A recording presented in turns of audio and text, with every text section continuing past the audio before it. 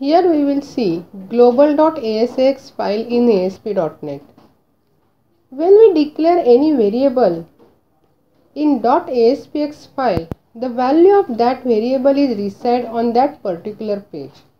So when any user wants to check the value of that variable, he has to go to that particular page.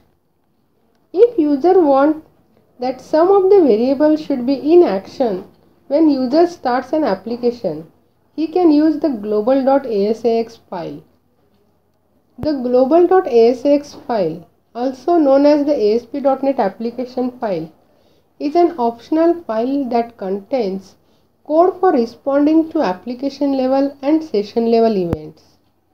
Whenever the application is requested for the first time, the global.asx file is parsed and compiled to a class that extends the HTTP application class. This file does not need recompilation if no changes have been made to it. There can be only one global.asx file per application, and it should be located in the application's root directory only. User can deploy this file as an assembly in the /bin directory of an ASP.NET application. This file contains code that is executed in response to application level and session level events raised by ASP.NET or by HTTP modules. You can also define objects with application-wide or session-wide scope in the global.asx file. These events and objects declared in the global.asx are applied to all resources in that web application.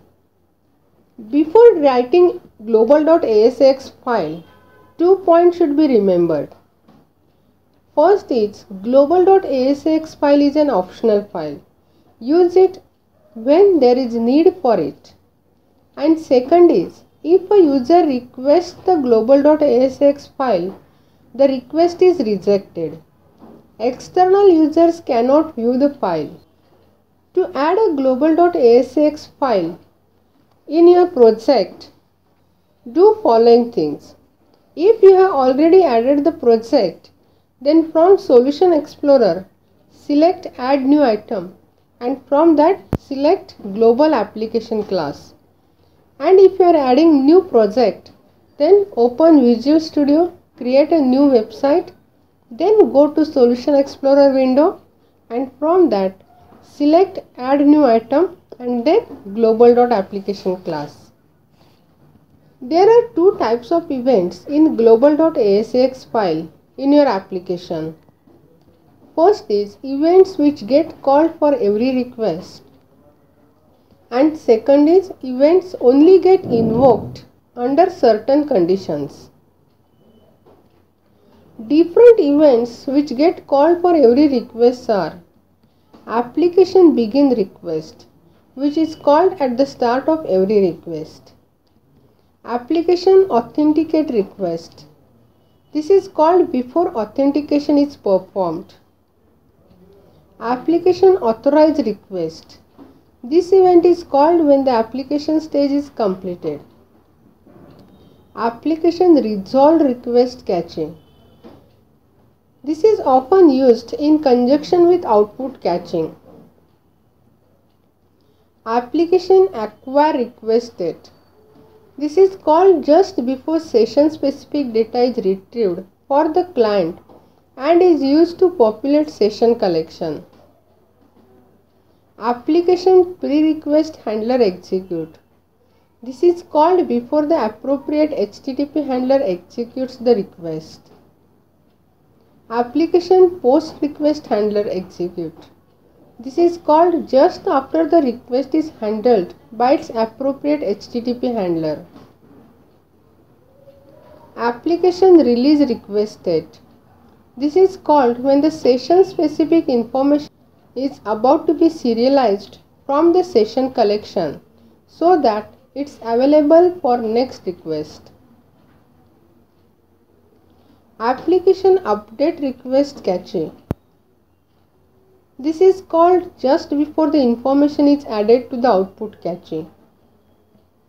Application end request.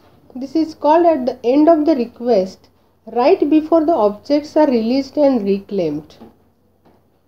Events only get invoked under certain conditions are application start, which is called when the application first starts up and the application domain is created. Session start. This is invoked each time a new session begins.